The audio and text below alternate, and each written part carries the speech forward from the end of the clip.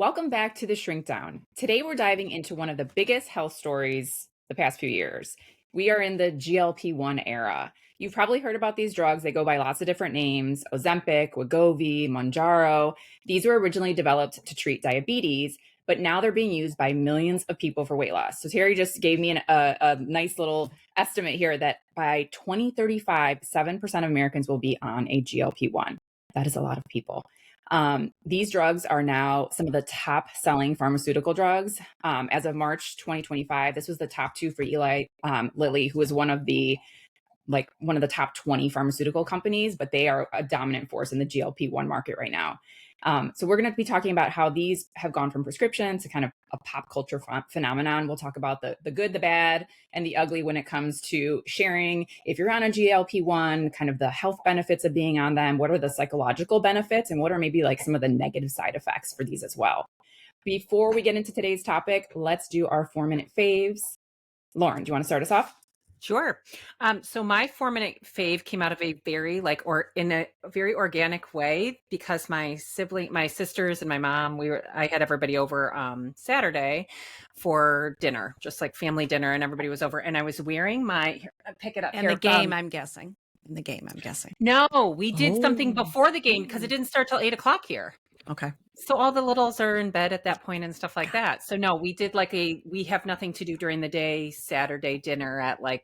For our listeners, Lauren and I both went to University of Michigan. So when we say the game, we mean the University of Michigan game. It's very funny. Football.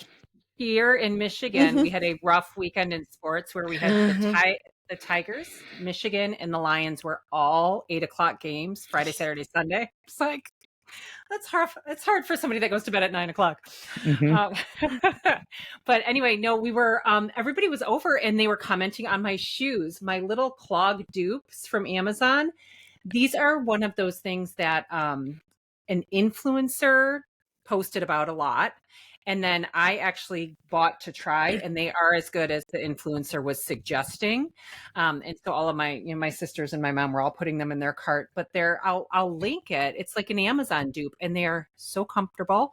They've got padding on the bottom. They're like what I kind of view as the fall flip-flop.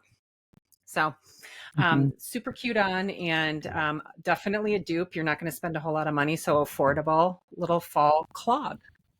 And Terry, didn't you have those a couple years? Not the Amazon, but you had those as your last legit. Yes. These are the less pricey version that are actually super cute, super comfortable, and worth it. If you're wondering, because I'm sure you've all seen that. There's several influencers that end up posting the same things. Oh yeah. Over and over again. And you're like, okay, obviously somebody's giving them a cut to talk about this over and over again, but I did get them and they are as advertised, super comfortable, super cute. And now I want to get them in another color. So they are the perfect, they don't look good on my feet, but I love seeing them on others, and they are the perfect fall, especially for a fall we've had like this where it's been warmer. So you can kind of embrace the fall. No socks and exactly. Yeah. They're like a good little the fall flip-flop. So anyway, highly recommend. Terry, what about you? Mine is a channel, a suggestion and a channel that actually just got sparked when we were chatting before we started recording. So most people, I think we're like most people, where our TV is a series of streaming. So Hulu is our main, whatever we use. If we want to watch WGN News or whatever sports, we use Hulu to get to ESPN. But then we also have Netflix and Amazon and Max and whatever. We literally have every streaming service under the sun. And we don't even watch that much stuff, but just in case we want to. Years ago, for whatever reason, when you would turn on our TV, it was set to go to Max, HBO Max. And at the time, my oldest was, 5 or 6, and watched some crazy scene from a Fast and Furious movie, and he was the only one awake and went downstairs and turned on the TV and woke up my husband and I, and was freaking out and quoting it and was like, there was guns and money and whatever. I don't know. So anyways, my husband years ago switched it. I don't know how he did this, so that when you turn on our TV, it is set to the channel Tiny House Nation. So there is a channel called Tiny House Nation. exactly as advertised. I know. It is just, there's no commercials even. There's breaks, and then it just shows other tiny houses being flipped really quickly. There's literally like the only thing it shows is tiny houses, and typical half-hour episodes, start to finish. People of all different backgrounds, families, single people, couples deciding to downsize and build their custom dream tiny house. So what has happened is, so one, my fave is a suggestion of, if you have kids in the home and use streaming services, I think it's very clever to have the station set to Tiny House Nation or something, or Cooking or something equivalent. It used to be, you could do that. Yeah. and before this, it was set to Gordon Ramsay's kitchen cooking show. So my kids know Gordon Ramsay, and he's pretty intense. So they know who he is. Mhm. So what has happened is we get sucked into these tiny house episodes and end up watching them, and they're really cute. I personally really like tiny houses. If I was a single person with no kids, I would seriously consider living in a tiny house. I'm only 5'3", so I don't need that much space anyways. But I think it would be nice. And the last thing is you have to be careful, because somehow over the weekend, my family, we entered into a discussion that has resulted in my 10-year-old getting to partially design his own tiny house to put in our backyard in the spring and next summer. We'll see if this actually comes to fruition.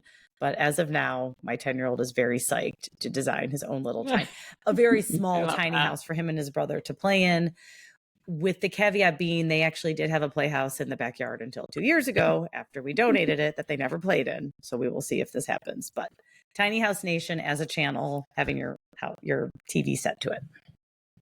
Yeah.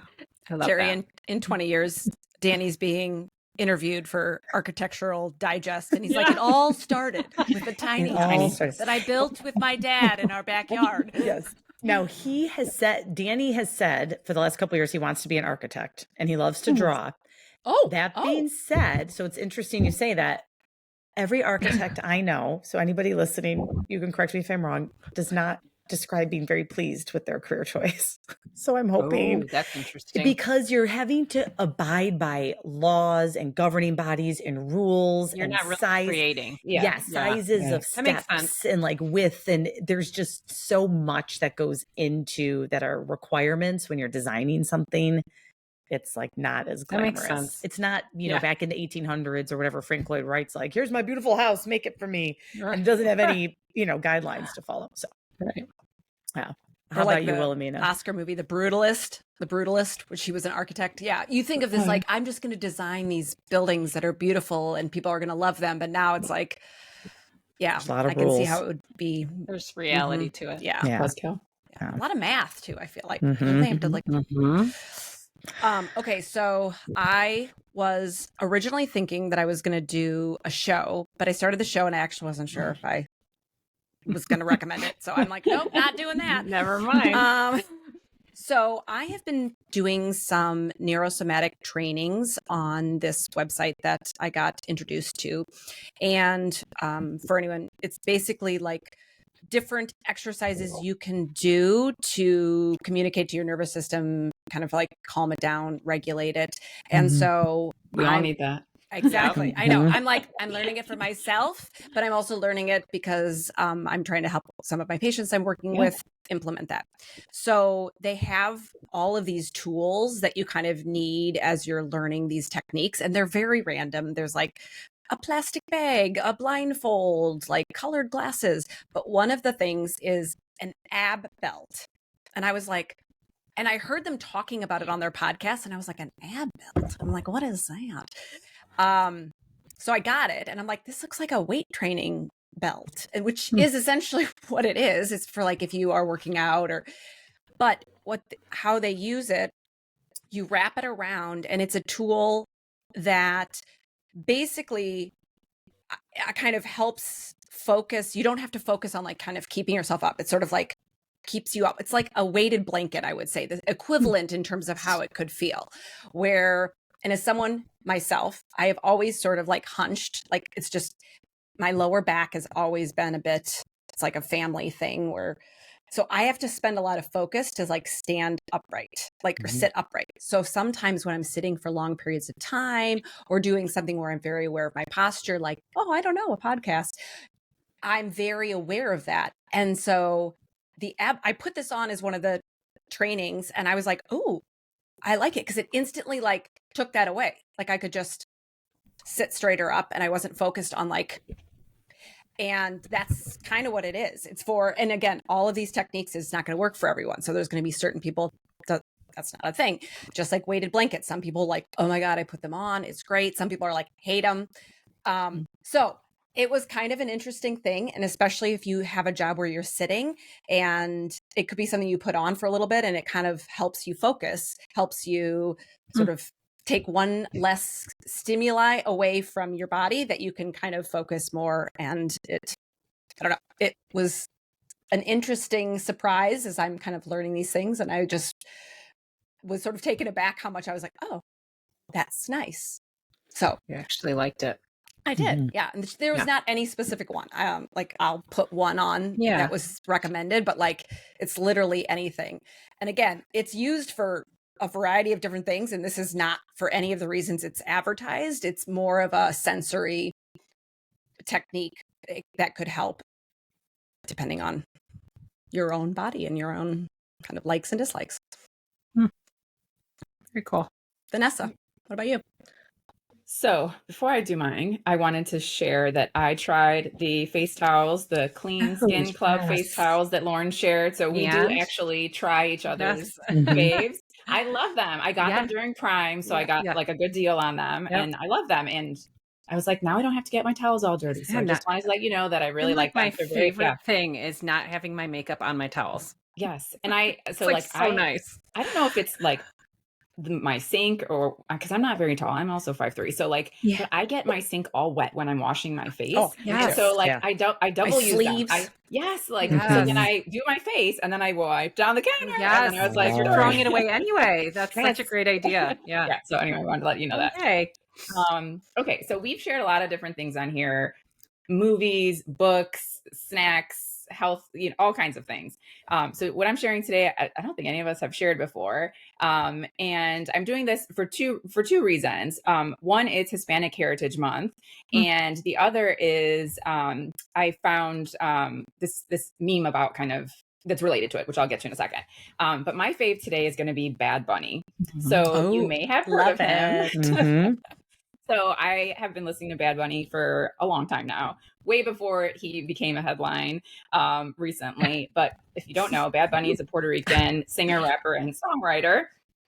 He is actually one of the most streamed artists on Spotify. He's like right under Taylor Swift. So he's very well known globally. But he's a reggaeton musician. Like, I love him. His music is, I would say, contagious. I mean, that genre in general is just super contagious, super fun. I don't know how you couldn't start swaying, dancing, bopping along after hearing it.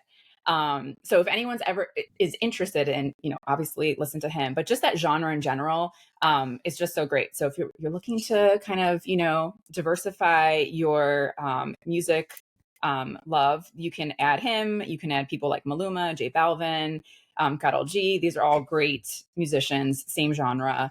We talked about recently when we did our 90s podcast about how fun it was to like get a CD and kind of listen to it. I will say one of the things that I do really like about the way we kind of stream music now is that it like really has opened up people's options and just horizons in general. There's just so much music out there.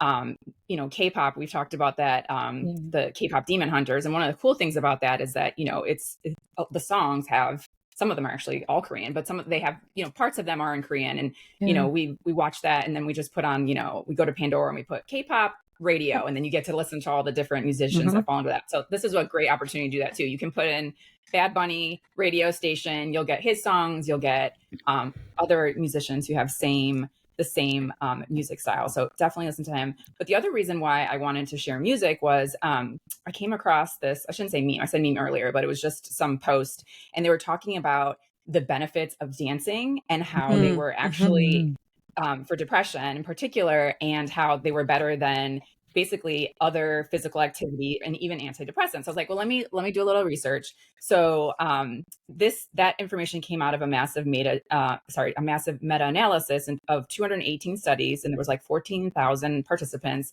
and they found that dance led to greater reduction in depressive symptoms, more so than other things like walking and yoga, some of the common physical activities that we recommend. And then also it was 5 times more effective than SSRIs, which I was like, wow, dancing. Crazy. Now, caveat, I will say, I don't think the data is like perfect, and some of the sample sizes were pretty small. So my takeaway from that is, don't stop taking your SSRIs if you're taking them, but sure, go ahead and swap out some yoga for some dancing. I think that's perfectly fine.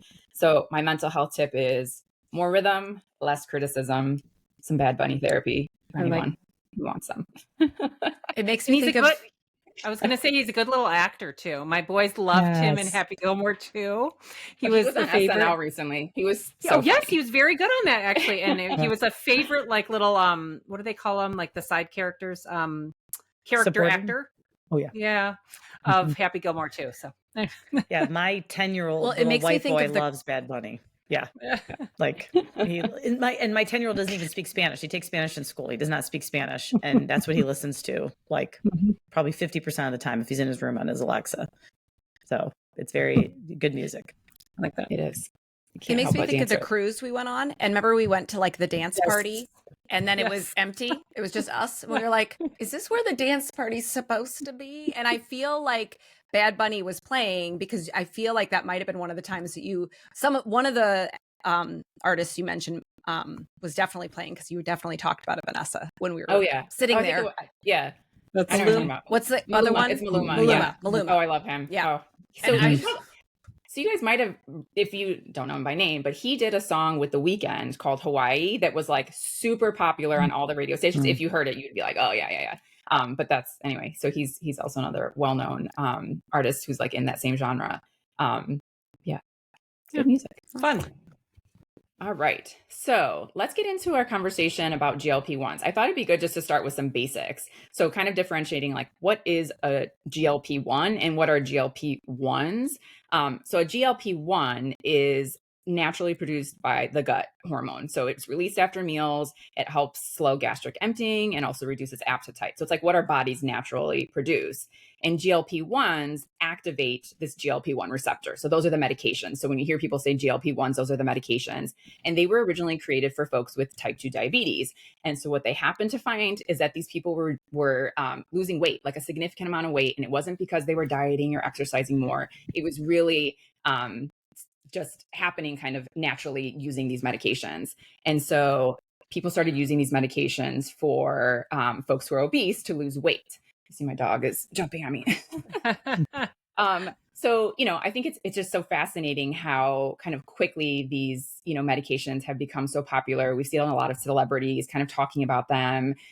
You see influencers, well, maybe not all of them talking about them, but definitely using them. And then just people we know in our own circles who are, have been very open about using them, or maybe some people that we maybe just look like they might be using them. So let's get into our conversation, ladies. What are your thoughts on GLP-1s? Well, I'm really glad that we're having this conversation now, because I feel like we talked about it for a different season earlier. And I think the conversation would have been really different because I know myself, I've gotten more information. Lauren, I know you're going to talk about it too. You've gotten more information. Terry, you as well. And so it is in the eating disorder world, I went to a conference 2 years ago and GLP-1s were talked about, and it was like the devil. Like in terms of using it, like here's another tool telling us our bodies are bad and like we don't even know, these aren't tested. Like it was like all over the conference. So I kind of came away from that being like, oh no, this is horrible. Like it's great for diabetes, but not for, weight loss. Like this is just another tool to kind of shame people about their bodies.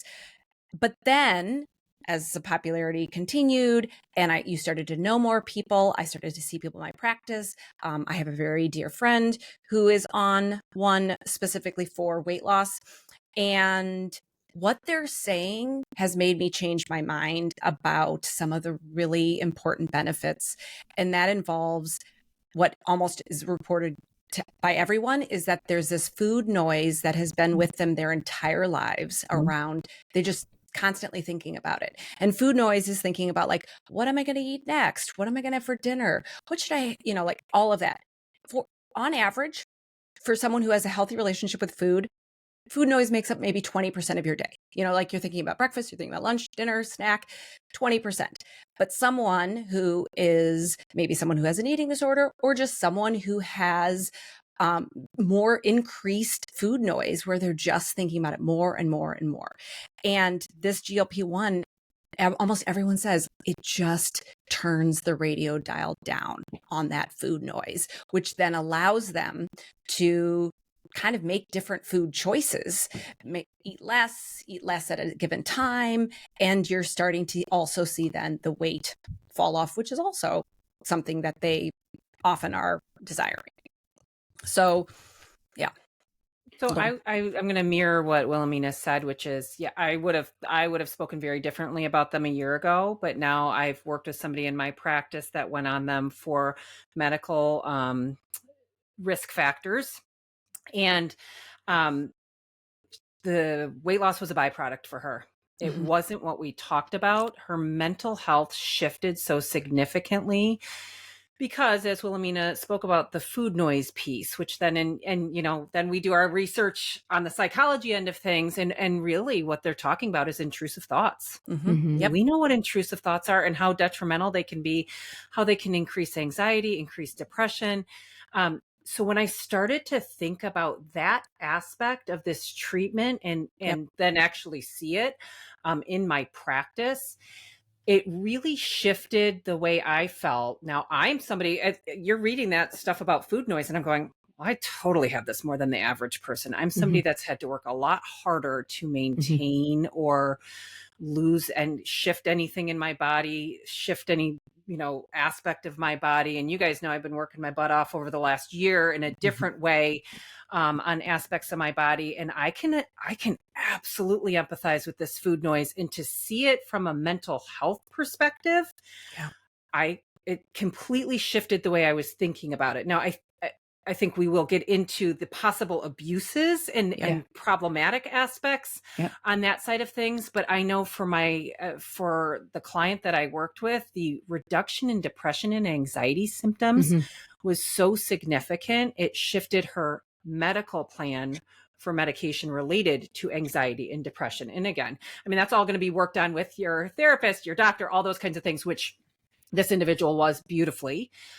We were all, her whole treatment team, really surprised by how much it shifted that for this individual. And when I say she didn't even talk about the weight loss, that was probably more than, it was probably tertiary, because all of her medical numbers also reduced or went into normal ranges, or whatever, some of the things that her doctor was looking at. And it really kind of opened my eyes to another aspect of this type of treatment for a whole nother population of people. So I agree with you, Wilhelmina. I'm so glad we're having this conversation now and not last fall, because I personally, I'll be very honest, I think I would have been more judgmental to a larger population of people than I am now. I'm thinking of it in a completely different way. And it's forced me to look at, for example, what our predecessors probably thought about ADHD, anxiety, depression, the exact same thing 30 years ago, right? Yes. We all we know that research because we learned about it in school, and how, cautious and wary and judgmental people were about utilizing medications for that aspect of their psychological functioning. And so if you sort of enter this group of people into that kind of arena, I wouldn't be surprised if we're speaking about it very differently in another year from now. So, it reminds me of like when women who choose not to, to choose to have a natural birth, no medication, and they poo-poo the women who have epidurals. Like that is what came to my mind. That it's like, this is not a competition for who is, the toughest out there. Like, and I think that that's part of where criticism comes from some groups, is that, well, I can do this without that. And it just reminded me of that, and it's like, shouldn't we all be, like, supporting one another? Especially, I think women can be women's most biggest critics, unfortunately. We would be ruling the world, like literally ruling the world, if we weren't spending a lot of our energy looking at each other, right? And I feel like there's enough outside people kind of wanting to have us not vote and use our brains. So like, let's spend our energy like, not doing that. But yeah, it just made me think of that. It's like, this is not a competition.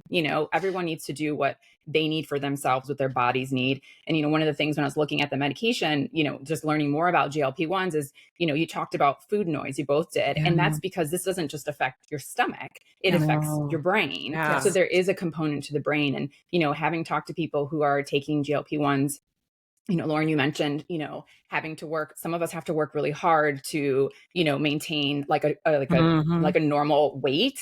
And, talking to people, women in particular who are now in their, 40s and have found, hey, I've been doing the same thing that I've always done. I'm still working hard, if not even harder. I'm more disciplined now in my 40s. Like, I wasn't working out before, in my 20s, and I was eating, drinking Cokes and, eating French fries, sort of thing. And, as I've gotten older, I've just become more and more, aware of exercising and eating healthy. And I'm just gaining weight, right? I'm just gaining weight. And I find myself craving things that I, was able to kind of control, like sweets in particular. And so there is, part of this group of people who I think are, looking towards GLP-1s are people who, are, in an age range where their hormones are changing, their bodies are changing, and then it's affecting them mentally, right? Like, imagine like, you're working so hard, you're doing all the right things, and the scale keeps going up. I mean, that's I mentioned to you guys, like, what a mind fuck, right? You're like, oh my gosh, I'm doing all the things and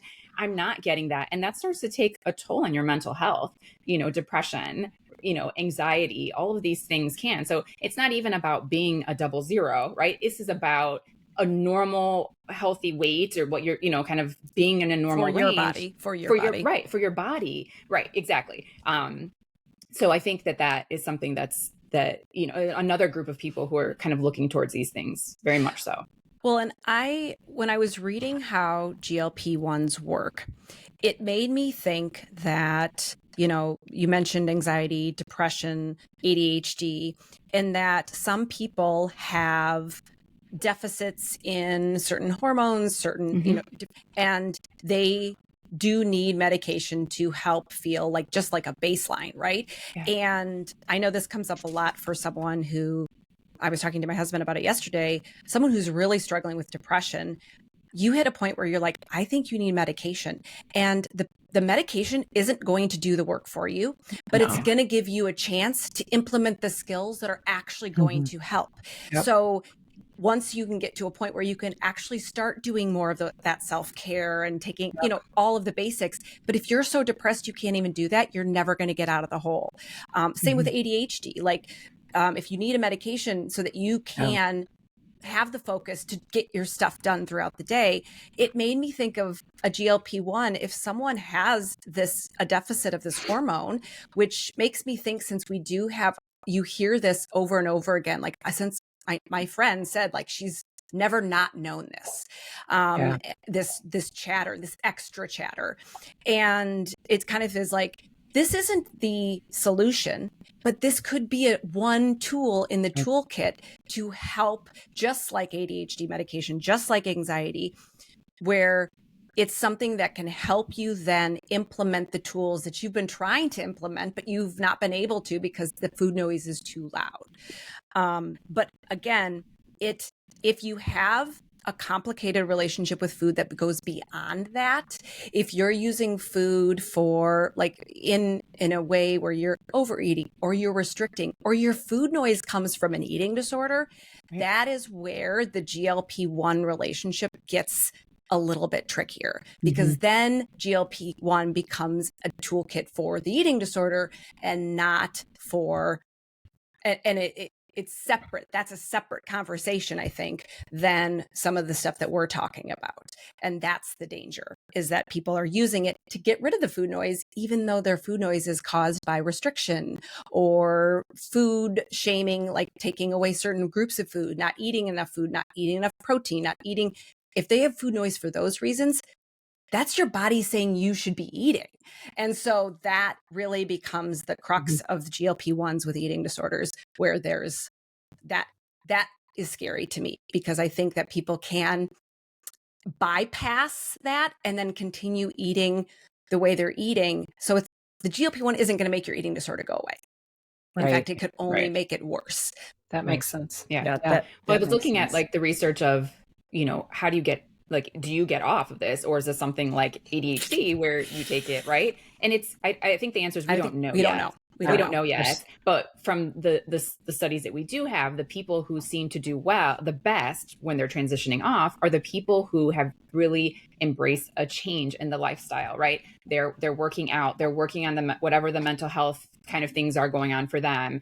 They're exercising. So again, this could potentially be a tool to get you where you need to be once you've kind of aligned all those other kind of things that we need to do to be healthier, right? But I don't know. I don't think we have the answer of whether or not this is something that is going to be long term. I know that, again, from just even a year ago, I'm hearing things like, being very aware of the dosage, right? There's different dosages that do different things. There's Higher the microdosing dose. now. Higher Right? the dose, the more like faster these the things. faster, Yes. right. But then also being aware of, somebody who needs to lose 200 pounds versus somebody who maybe has 20 pounds to lose, right? I think even providers are being more aware of, you don't need to give the higher dose maybe to somebody who doesn't have, so much. And then also I've heard people talk about microdosing, right? To help them kind of just take the edge off of that, right? Because they're able to do all the other things that they need to do. So I think we're still learning a lot about kind of how these things are going to be used and then what happens down the road. I don't know that we have the answer yet. But I think it's really important that we know, we think of this as a tool out of, A tool. a tool. Right. Yes. Right. This is not going to be an answer to anything for anyone, right? This is just another tool in the toolbox. And that's an I important think a lot of the piece. data does. Oh, No, go ahead. you go, Terry. You go. Is it there? I was going to say, Terry, you're up. Yes, So- there you go. I'm seeing a fair amount of teenagers and young adults who have started on GLP-1s. It is FDA approved going down to age 12. And so there are a fair amount of people I've been seeing for evaluations in my office over the last 1 to 2 years who has been, as we've all echoed, life-changing. I have an extended family member who has been on one and again reports very similarly. It's downplayed all the food noise. It's been amazing. It's been life-changing. Thinking about this as a tool in the toolbox, I think about what is the exit ramp, if there is one, for the teenagers and young adults that I'm working with who are currently on one. There are currently clinical trials for FDA approval going down to age 6. So Lurie Children's Hospital here in Chicago has several active research trials that you can enroll your children on based on, it has to be a pediatrician referred. Children who either who are already at risk for type 2 diabetes, who depending on what their weight category is in. So there is a likelihood that going down to age 6 will be on the horizon for GLP-1s. Currently it's age 12 and up. I think about what is the exit ramp for somebody who starts on a GLP-1 at age 14 or 15.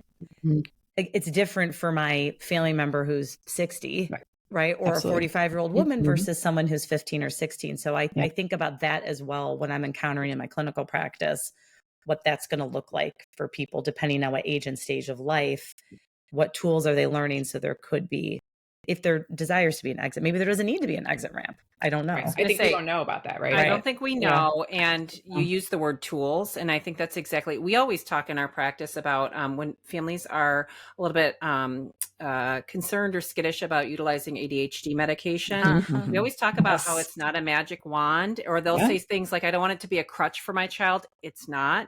It's a tool. It's not going to do their homework for them. Yes. It'll clear the fog and allow them increased ability to sustain their focus for sitting down to do their homework, but they still have to actually do the homework. They still have to, right? So I think that's a helpful way of thinking about, and hopefully medical professionals are having these kinds of conversations with parents. I know you're talking about young adults, so that doesn't necessarily have to happen, but like, we just have to have these conversations of like, this isn't going to necessarily do the long-term work. And there are so many other tools that are available for those that maybe we're worried are going to become dependent upon it or something, right? So it's got to just be a tool in the toolbox. Well, and I do think, I mean, we do not know long-term what this looks like. I do think from what I'm hearing is that when people get off it, weight comes back on, food noise returns. That's kind of what is being, because Yes, there are people makes where the sense. GLP-1 doesn't work for them, doesn't work for their body. They either get upset stomachs, things like that. It just Lots of side doesn't effects.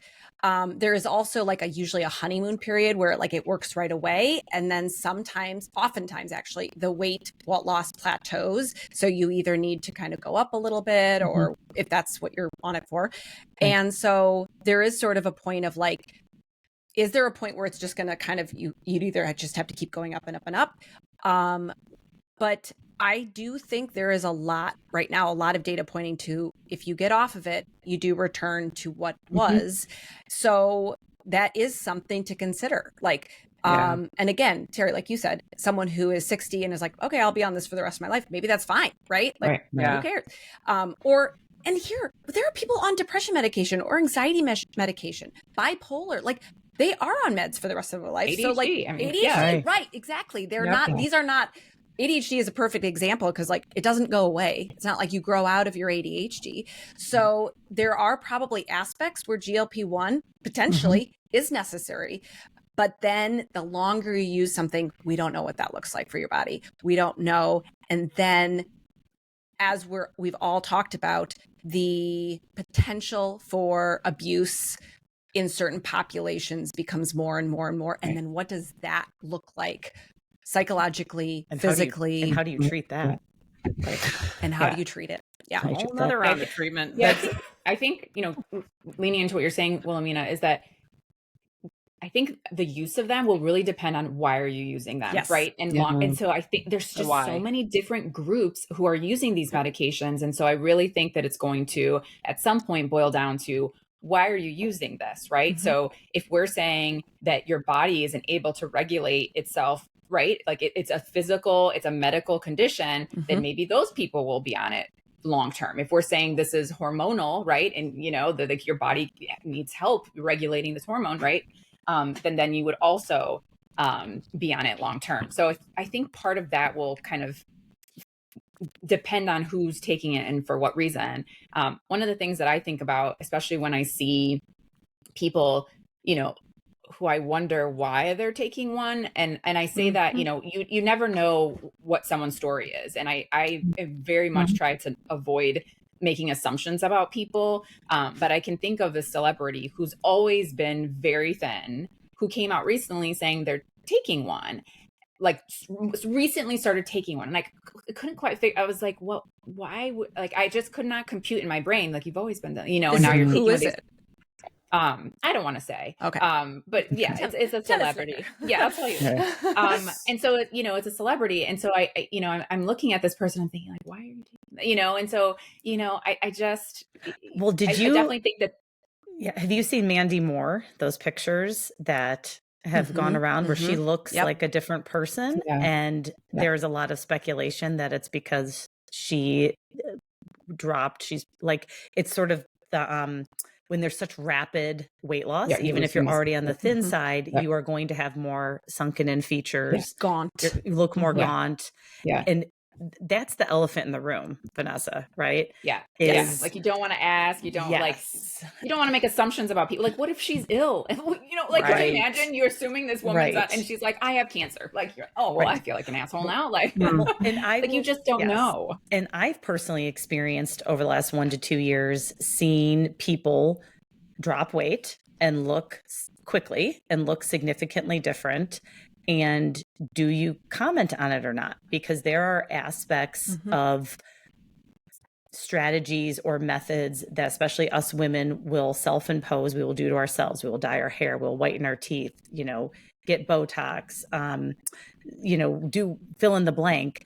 And some we have no problem owning and being very open about it, plastic surgery, et cetera. And then there's a whole list of things that we are not very open about.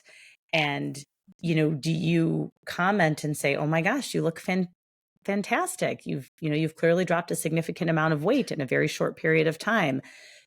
I've been erring on the side of not saying anything. So yeah, I don't know. What are your guys' thoughts? Well, as a therapist working with eating disorders, I avoid that comment or any comment about weight or body size, like completely. People in my life know that. I've had, in fact, the friend who is on a GLP-1, we have had a very lengthy conversation. And it's so funny because every time we talk about it, I'm like, I think you look amazing. I think you look great. I said, I think you've always looked great. I think you are a beautiful person inside and out. And like the weight, but I said, I know this is a journey for you and I know it's something you're working on and that's huge. And so I think that's amazing. But like, I very much give this like well-rounded, like full, and she like laughs. She's like, I know, I get it. Right. I don't comment on people's weight. I don't say, wow, you look great. Oh, you've lost weight. You look great, which implies you didn't look great before. Look great before. Right. That's the problem. That's right? the issue. And it implies something.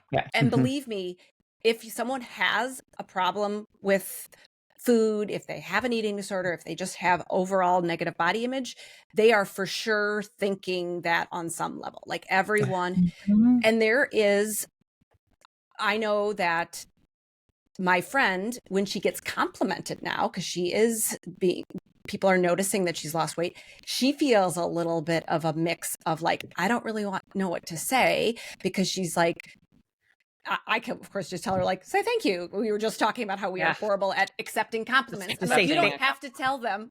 Say thank you, hard stop. That's it. Right. Yeah.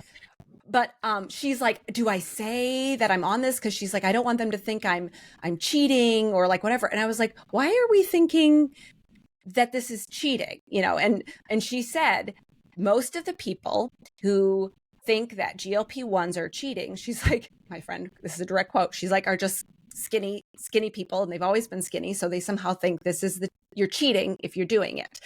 And so I thought that was interesting too. I was like, oh, okay. So she doesn't even necessarily like when people talk about it, and so that was just more kind of for me of like, okay, I don't already do this, I'm not going to start doing this. If it's a close friend, you have a top conversation, right? Right. If it's not someone that you're close with, maybe you don't say anything. I mean, I tell my daughter, we don't talk about people's bodies, appearances, home. I mean, the list goes on and on. The rule of thumb is, unless it's something they can change within 5 minutes, food in the teeth, shirt is tucked in weird, whatever. If it's something they can change immediately, zipper is down. Yes. Right. If it's something they can change within 5 minutes, you can comment on it, is what I tell my kids. Otherwise, it is off the table. But we, as women, we do comment on certain things, though. We comment a ton on hair all the time. I mean, I said earlier, we are, like I said, we're our harshest critics, but I also think like part of that has to do with like commenting about other people and what they look like and what they're doing.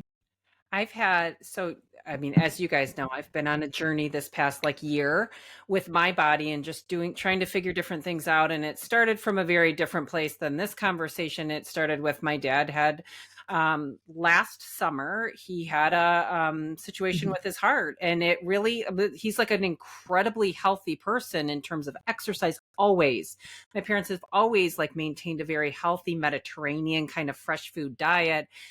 We just genetically have heart stuff in our family. And it really kind of changed the way I thought about health and wellness and getting older. Anyway, cut to, I've been I made some changes in just my approach to my diet. I didn't realize how much sodium I was consuming. And that was a big thing in his health journey, and the actual work he did with a nutritionist and a dietitian on heart health. But anyway, I started a lot of strength training, and I've had people comment regularly on, what are you doing? I look at your arms, and on the one hand, I'm very proud of that. I've worked my ass off for the arms that I've really worked hard, and I've fallen in love with it. I'm doing it, I feel like, for all the right reasons.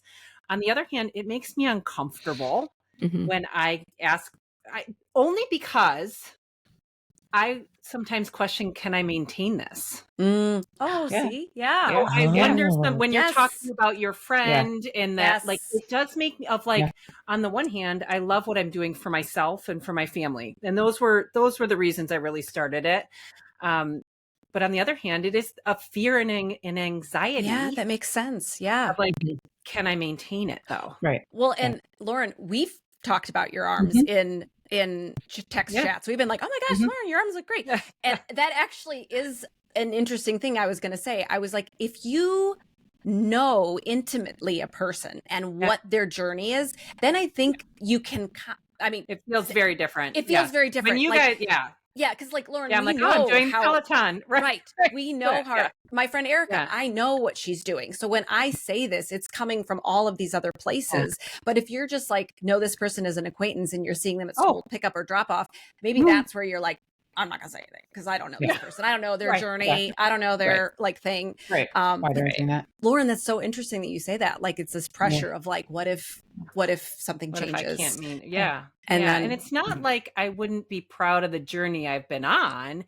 It is more of just like an initial discomfort Mhm. of Mhm. like, can we maintain these things that, well, I'm sure people feel the same way. Like when people are commenting like, oh, you look like your face looks really fresh. Like if they've just finished Botox or whatever, Yes. they're like, shit, so I didn't look fresh last week. Like you just have that I like look very same- haggard. Right. You have that same feeling of like, ugh, what did I look like last week when nobody said anything about how I looked? So I think it's very natural. We all have these insecurities.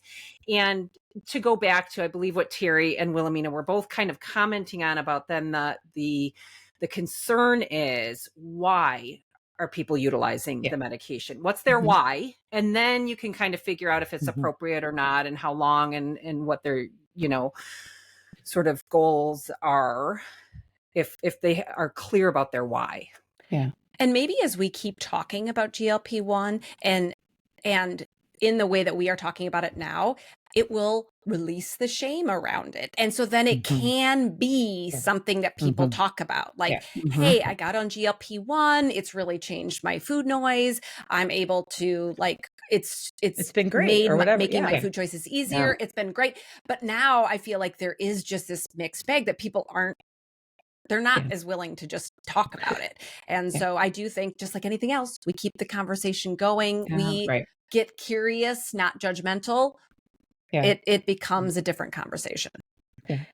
And I know we have to wrap up, but in researching for today's episode, I came across a New York Times article about, they called it Ozempic etiquette, like Ozempic etiquette. There's some cutesy name. And they said where it shows up most is when you're at group dinners in a group setting and your companions, if it's not open knowledge, common knowledge that they're on a GLP-1, will not eat as much. And the person's takeaway was, as long as we all still split the bill evenly, we're fine with that. They said, but that is where it really starts to be more glaring, is when you are in a group dinner setting and other people might not want to share 2 or 3 appetizers. There's appetite might just not be there, and order an entree. It's funny. I like that. Yeah, I thought that was funny. That is interesting.